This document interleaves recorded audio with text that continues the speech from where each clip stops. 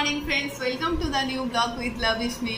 और आज मैं एक बहुत ही कॉमन टॉपिक जो कि प्रेगनेंसी में बहुत कॉमन है, सबको ही फेस करते हैं, उसके ऊपर मैं एक वीडियो लेके आ गई हूँ। वो है प्रेगनेंसी में ईचिंग। देखिए, प्रेगनेंसी में ईचिंग बहुत ही कॉमन सी बात है क्योंकि हमारे स्किन स्ट्रेच होता है तो हम लोग को वहाँ पे ईचिंग होता है और वहाँ पे स्ट्रेच मार्क्स आता है, तो ईचिंग आपके ओवरऑल बॉडी में हो ही सकता है। लेकिन मैं जो आज ईचिंग के बाद बोल रही हूँ वो थोड़ा डिफरेंट है।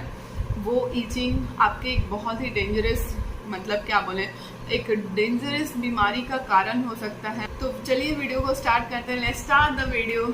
आज मैं जो ईचिंग के टॉपिक के ऊपर आप लोग को बात करने के लिए आई हूँ वो कोई नॉर्मल सा ईचिंग नहीं है, वो एक बहुत बड़ा डिजीज़ है जो कि प्रेगनेंसी में 1000 वोमेन में सिर्फ 1 या 2 ही वोमेन को होता है।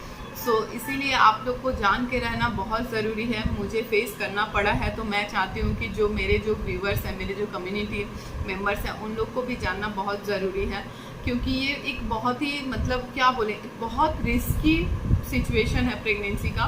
तो इसीलिए मैं अपना ओन एक्सपीरियंस में मैं आप लोग के साथ शेयर करना चाहती हूँ।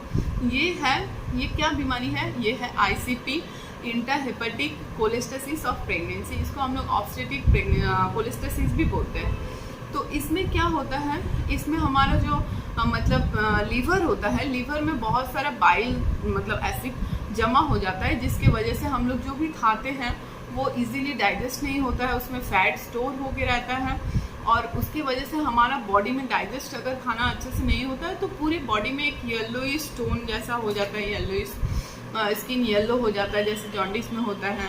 उसके बाद हम लोग को मतलब क्या बोले, बहुत ज़्यादा स्किन में इचिंग होता है, बहुत ज़्यादा थकान होती है। प्रेगनेंसी में नॉर्मली थकान होती है। तो ये सब होता है प्रेगनेंसी हार्मोन, जो हमारा प्रोजेस्टेरोन हार्मोन बढ़ जाता है, HCG बढ़ जाता है, उसी की वजह से होता है। तो मैं तो बहुत ही केयर में रहती थी। ऐसा मत सोचिए कि जो लोग बहुत ज़्यादा घर में रहते हैं, केयर में रहते हैं, बाहर का खाना नहीं खाते, उन लोग को नहीं होगा। होने का चांसेस ये प्रेगनेंसी में 3rd ट्राइमेस्टर में होता है, किसी को भी हो सकता है। इसीलिए आप लोग जब भी आपका 3rd ट्राइमेस्टर स्टार्ट होता है, अगर आपके डॉक्टर आपको नहीं भी सजेस्ट करते हैं, आप खुद से डॉक्टर को बोलिए कि डॉक्टर मुझे LFT कराना है, मतलब लीवर फंक्शन टेस्ट कराना है। वो उससे आप लोग को पता चल जाएगा कि आपके बॉडी में ये लेवल ज़्यादा है या कम है। मेरे साथ ऐसा नहीं हुआ। मेरे को डॉक्टर ने, मेरा जो 3rd ट्राइमेस्टर स्टार्ट हुआ, मेरे को डॉक्टर ने नहीं बोला था, नहीं सजेस्ट किया था।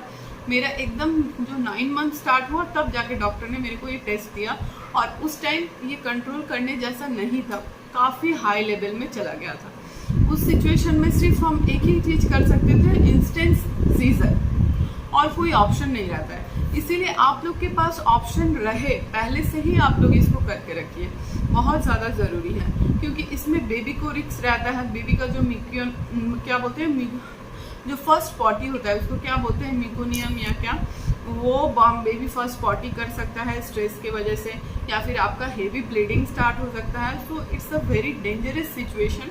आप लोग को इसमें ना आना पड़े, नहीं क्रॉस करना पड़े, इसीलिए मैं आप लोग के साथ अपना एक्सपीरियंस शेयर कर रही हूँ। मेरी जो डॉक्टर थी उन्होंने बोला आपको इंस्टेंट एडमिट होना पड़ेगा ऐसे सिचुएशन में। मैंने बोला डॉक्टर मेरा तो कोई प्लान नहीं है, इतना जल्दी इंस्टेंट एडमिट होना इज़ नॉट पॉसिबल, थोड़ा तो हॉस्पिटल के लिए कुछ चीज़ें लाइए, मतलब चाहिए होता है, पैक करके लाना होगा। तो डॉक्टर बोली आप अपने हस्बैंड को भेज दीजिए, ला लीजिए, और फिर मतलब ऐसा बोली। लेकिन मैं सोची इतना जल्दी मैं सीजर नहीं कराऊंगी, एटलीस्ट मतलब बेबी प्री मैच्योर हो जाएगा तो इसका भी तो कुछ एक्सटेंड करने का टाइम टेबल होगा कि इतना दिन तक एक्सटेंड कर सकते। तब जाके मैंने दूसरी डॉक्टर को दिखाया क्योंकि उनका बात मुझे कुछ खास समझ नहीं आया। मैं दूसरी डॉक्टर को दिखाई तो डॉक्टर ने बोला yes, it's a very dangerous situation and high risk pregnancy. So हम लोग इसको मैक्सिमम जो ICP में हम लोग करते हैं 37 वीक तक में हम लोग को सीजर करना ही पड़ता है, नॉर्मल नहीं हो सकता है क्योंकि ऑलरेडी आपके प्रेगनेंसी हाई रिस्क की है। आपका उस सिचुएशन में अगर यूट्रस में कॉन्ट्रैक्शन होगा, बेबी और स्ट्रेस में आ सकता है, बहुत तरह का सिचुएशन डेंजर हो सकता है। तो आपको नॉर्मल नहीं कर सकते, सीजर करेंगे। लेकिन हाँ, मैक्सिमम आपको रिलैक्सेशन दे सकता है 37 वीक तक, मेडिसिन दे सकता है, मेडिसिन के ऊपर हो सकता है। और किसी किसी का केस में बहुत ही ज़्यादा हाई होता है, उनको सिलाइन भी देना पड़ता है। तो मेरे साथ तो ये हुआ। अब 10 डेज़ में मेरा सीजर होने वाला है।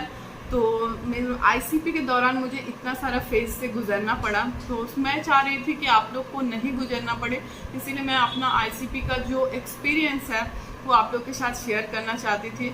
अगर आपके साथ भी ऐसा हो तो आप लोग भी मतलब आपके डॉक्टर अगर आपको इतना डरा दे कि अभी ही करना पड़ेगा, तो आप लोग दूसरा डॉक्टर से कंसल्ट कर सकते हैं, क्योंकि आजकल डॉक्टर मतलब क्या बोले, आजकल डॉक्टर बस बिजनेस के लिए ही आपको यूज़ करते हैं।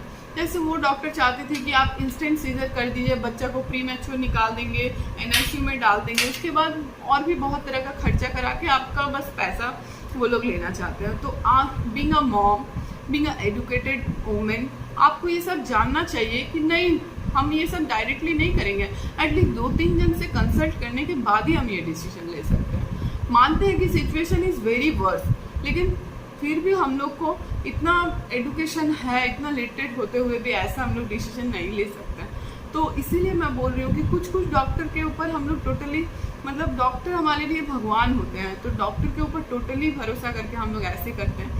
लेकिन देखिए मेरे साथ ऐसा हुआ। सो ये मेरा एक गंदा एक्सपीरियंस है। थ्रू आउट प्रेगनेंसी मैं काफ़ी अच्छे से डाइट फॉलो करते हुए आई हूँ, मतलब बाहर का 1-2 बार ही खाई हूँ, ज़्यादा नहीं खाती, फिर भी मेरे साथ ऐसा हुआ। सो आप लोग को मैं पहले से वार्न कर देना चाहती हूँ कि देखिए डॉक्टर ऐसा डराए तो भी आप 2-3 कंसल्ट कर लीजिए। हाँ, ये होना बड़ी बात नहीं है, होता सबको है, लेकिन देखिए इसको हम लोग थोड़ा एक्सटेंड कर सकते हैं, क्योंकि 37 वीक में एक टर्म बेबी होता है। तो टर्म बेबी हो तो आपको कोई प्री मैच्योर बेबी नहीं होगा, बर्थ वेट अच्छा होगा, आपके बेबी को कोई भी तरह का दिक्कत नहीं होगा, एनआईसीयू में नहीं रखना पड़ेगा। तो क्यों नहीं हम लोग ये सारे चीज़ें जान के किसी दूसरे से ही कराएं। सो मैं यही बोलना चाहती हूँ, I am not a doctor, मैं आप लोग को डिटेल्स में इसके ऊपर उतना ज़्यादा नहीं बोल सकती हूँ कि ये क्या है। आप लोग अपने अपने डॉक्टर से पूछ सकते हैं अगर ऐसा आप लोग को हुआ है, लेकिन मतलब ऐसा होने से ऐसा हुआ मेरे साथ वो मैं आप लोग को बताई। तो मेरा प्रेगनेंसी तो काफ़ी रिस्की है, तो अभी देखिए क्या होता है नहीं होता है। 10 दिन बाद में आप लोग को रिजल्ट मिल ही जाएगा। मेरा डिलीवरी ब्लॉग भी आप लोग को देखना है तो देखते रहिएगा, ये चैनल पे आप लोग देखते रहिएगा, बेल आइकन को हिट करके रखिएगा, सब्सक्राइब करके रखिएगा। आप लोग को मतलब इंस्टेंट जब मैं ब्लॉग डालूंगी तो आप लोग को मिल जाएगा। तो चलिए मिलते हैं एक न्यू वीडियो के साथ। ये था मेरा एक्सपीरियंस जो कि मैं आप लोग के साथ शेयर करना चाहती थी। तो चलिए मिलते हैं एक नई वीडियो के साथ, तब तक बाय बाय फ्रेंड।